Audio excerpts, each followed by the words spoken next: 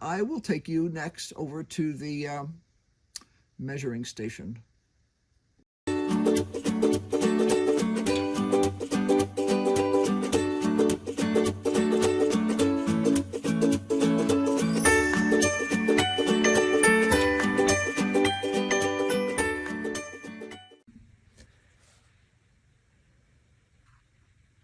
Okay, here we are. We are done putting the waxes for this particular item onto the sprue base. That's what they call this thing. So I am going to take this over to the bench where I weigh this stuff, and I'll explain what happens next. Now, this little bench over here has got scales and things and notebooks. And this is where I keep the flasks, down in here, all different sizes. And what I do is, you'll see there's a little piece of tape on there, 37.4. Now I'm going to cast this in sterling, so that means that, I have to keep my fingers out of the way of the lens, that's what it means. I'm going to write in my book, this is, the fact that the numbers start with a 20, a 2, means it's sterling. It's a system I came up with, mumble years ago, works great. When I see a 2, I know I need to cast it in sterling. There's 8 thimble rings on here. So I'm going to write that down. Now, that number there, that 37.4 is the value of the base. Now, that means that if there was no wax on this thing, it was completely clean, nothing, and I were to weigh it on this scale, that's the number that would come up. Now I'm going to weigh it with the wax, and I'm going to see where it comes out.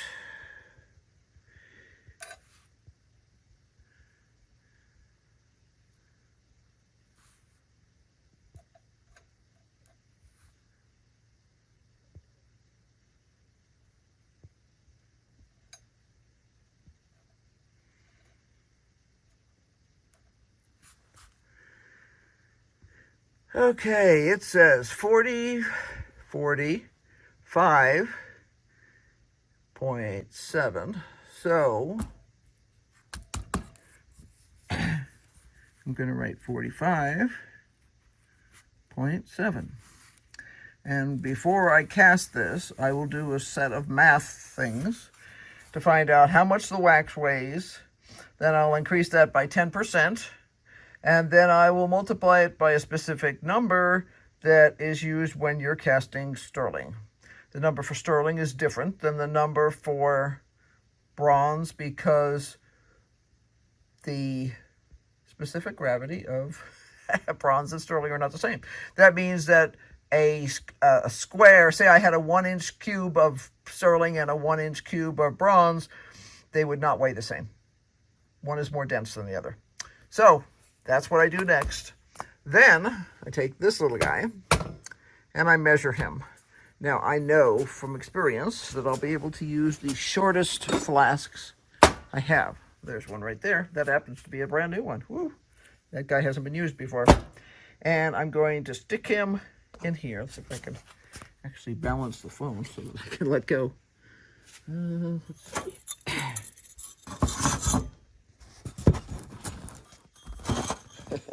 This is one of those issues of like, how do you take a picture while you're doing something?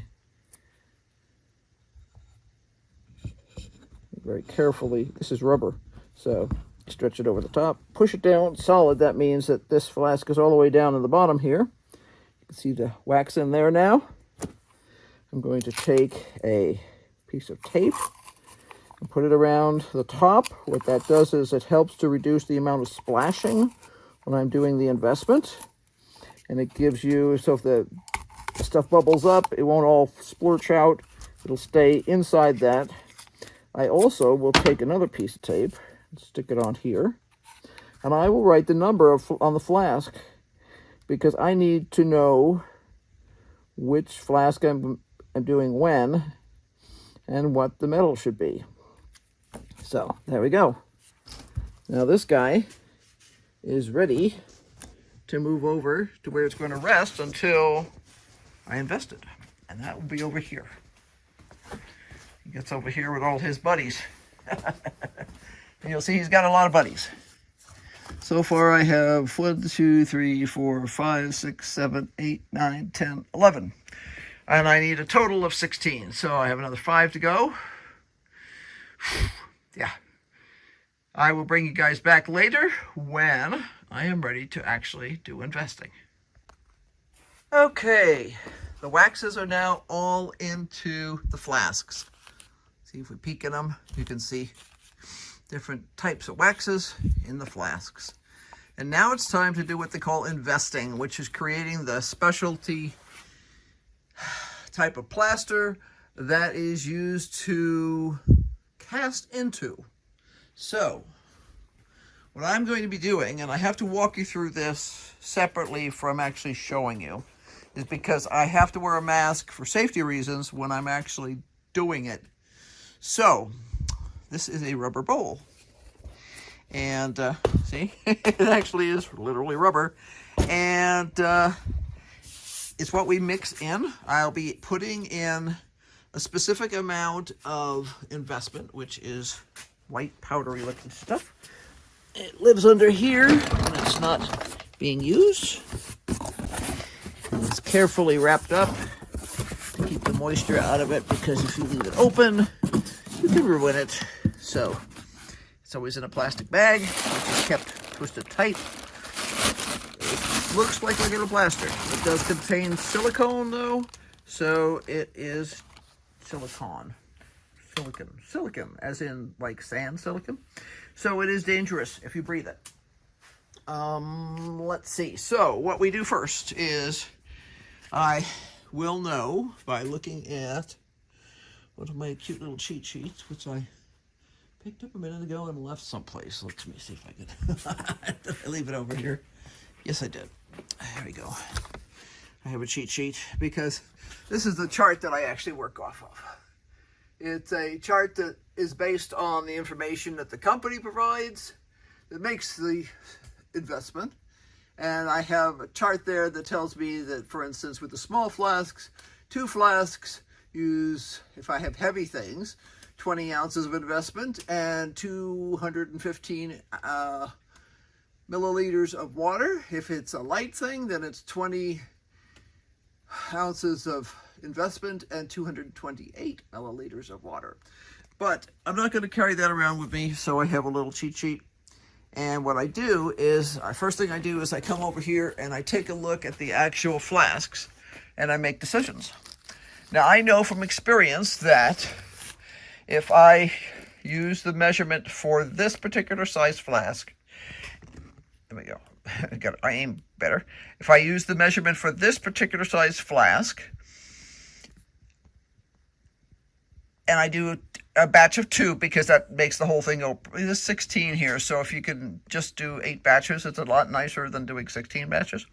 Now when you have big flasks, you have to do individual batches for each flask, but these fortunately are not large. So I know from experience that if I do the amount that it says to do for that size flask and do a double version of it, I'm going to wind up throwing away a lot of investment, which I don't want to do. So what I will do is I will mix this size flask and that size flask when I'm actually doing the stuff. That I will look through these and I will decide what's heavy and what's light. So like that I can match with this. This is kind of a mixed bag. Let's see. That's heavy. And let's see, do I have another heavy one over here? Oh, that's light. That's light. That's light. That's light. Going to call that heavy enough. So, what I'm going to be doing is a bunch of light stuff to start with. So, let's see. I'm thinking.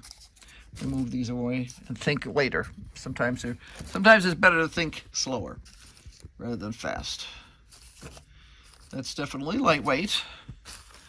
So what I need to do is come up with something in this category that's approximately the same weight, and that's the same weight. So I'll set those up to go, and I'm going to do the measurement for this particular size flask.